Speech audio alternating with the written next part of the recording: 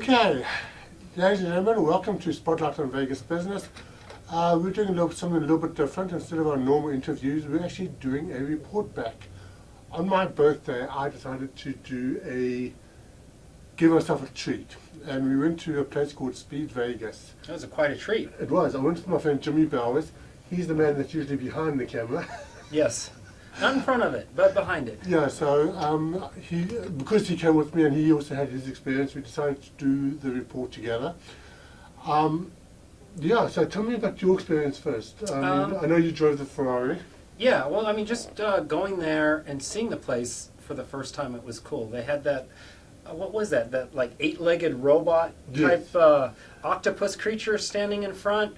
That would have been cool to ride in itself. It looks like something out of a movie. Yeah. And the track itself, it's a little ways out there. It was a little bit further than I had expected. It's about 4 miles south of South Point.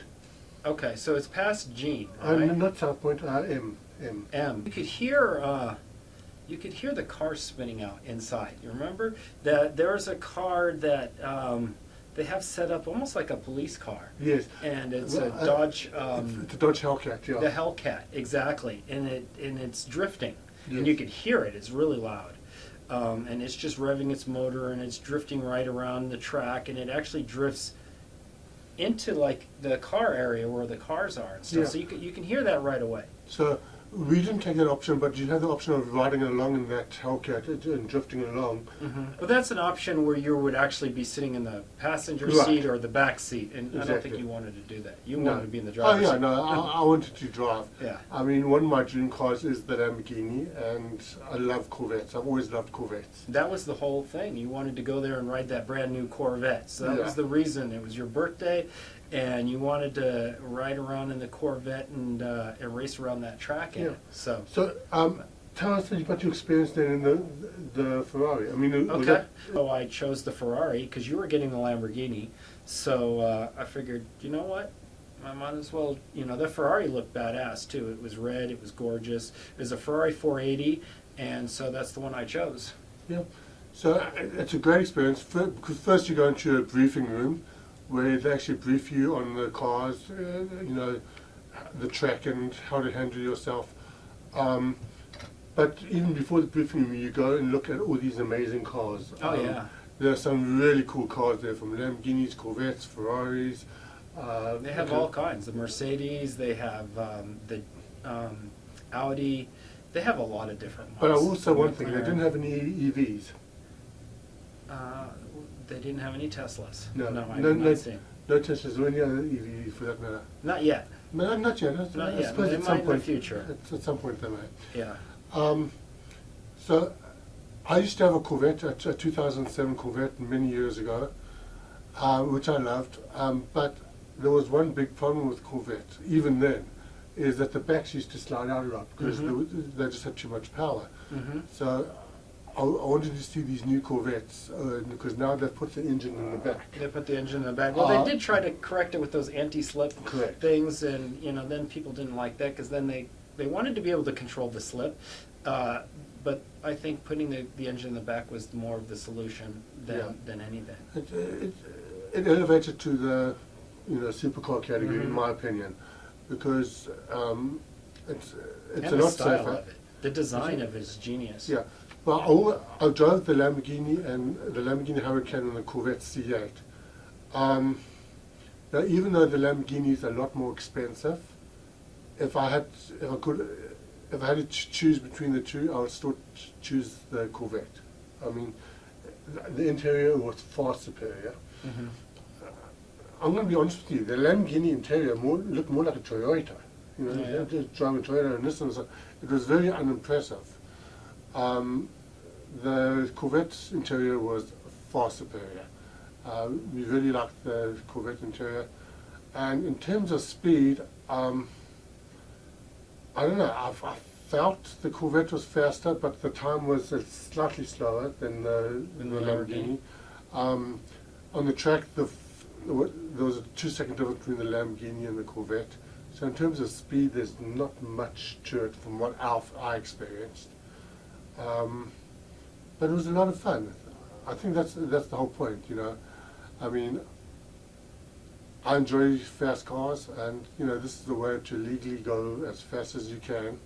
I think The track is pretty cool because it does have some sharp turns to it, which really do kind of throw you off, which is really weird because one of the sharpest turns is right after you can gun it on that straightaway. So they got the straightaway, and then you got to slam on your brakes and then do a hairpin turn right afterwards, which at first it's a little challenging, but once you get the hang of it, it's kind of cool that you do that. But I did wish that the straightaway was a little bit longer because I just wanted to open it up a little bit more because I think our top speed on those were what were they? I managed to get up to about 130. Yeah. But I mean, those cars have a lot more in them than 130. Oh, yeah, they should be going over 200, and would be ideal. That would be awesome to be able to say, hey, I went over 200 in these cars.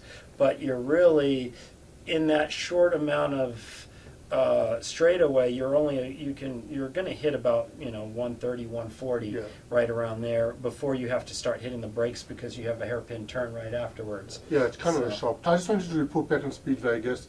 It's a great experience. If you ever get a chance to do it in Vegas, if you're coming to Vegas or if you live in Vegas, it's a great treat. A great opportunity to be able to ride one of those cars. Like, I mean, how often do you have a chance to say you rode in a Ferrari, a Lamborghini, brand new Corvette? I mean, what was cool too was I'd never ridden with one that has the paddle shifters in them, so that was really interesting to be able to do the downshifting and the upshifting with the paddle shifts on there. That was cool. I love paddle shifters. Yeah. I know there are a lot of car enthusiasts out there that are probably cursing me at the moment. Yeah, and both of us have driven, like I grew up driving stick shifts, so and stick shifts are cool too, but I mean for an ideal purpose I would choose doing the paddle shifters because stick shifts are great, but I don't like that as an everyday car. It's too much for an everyday, especially if you're sitting in stop and go traffic. If you're racing or if you're going to go, get up and go, it's great. It's fun. I like having stick shift, but just for everyday driving, especially if you're on stop and go traffic, I don't like them. Yeah, I've always liked paddle shifters. Even in low performance cars, I've had paddle shifters, and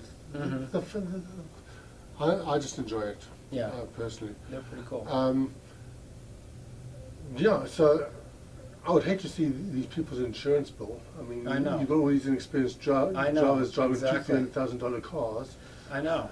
And I mean, the thing is, both of us have been driving a long time, and just being able to maneuver that car the way that they are at the speeds that they are, I can only imagine that some people aren't able to do that. I mean, going 140 miles per hour and then hitting that next turn, thinking, okay, I did that, but at first I was like, holy shit, I was going to wreck. I was like, oh my God, I'm going to wreck this thing.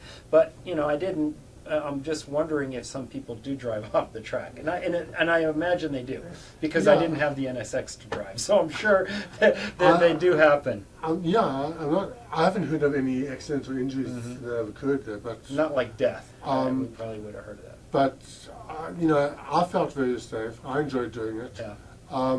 Yes, the first lap or two can be a bit daunting. Especially if you're not used to driving at those speeds. How many laps did you drive? I drove a total of 14. I drove 7 in the Huracan and I drove eight because they gave me the extra one for free. Yeah. So I actually did 8 in the Corvette and 7 in the Lamborghini. And I did 8 in the Ferrari. Yeah. So, and it went by quick. Yeah. It goes by way too quick. Yes. I thought if 7 laps was quite a lot. But it actually goes by very quick, so... That it does. So that's our report? That's our report of Speed Vegas. Speed Vegas. Give it a try. It's highly fun. recommend it. Give it a try. I mean, It is definitely fun. A little pricey, but fun. Yeah. Well, about pricey, it is a little bit pricey, but you must also remember that they have a lot of upkeep. Those cars are not easy to maintain. like the Hellcat we saw drifting. Uh-huh. The one guy was telling me they change tires 6-7 times a day on that thing. That's so crazy. That costs money. I know. I could see that too. I mean, that's just one example. Yeah, So, yeah. And there is a lot of upkeep. There's no doubt about it. And they do have a nice facility, and it's not anywhere that you can just get a chance to drive around in a truck like that. So. yeah. So, if it's a once in a lifetime experience, well, it's once in a lifetime experience for most. So it's definitely worth trying. So. Definitely. So this is Mark Weinberger and Jimi Bowers, Mhm. just reporting on the Speed Vegas. So All right. definitely try it out. Thank you for watching. Thank you.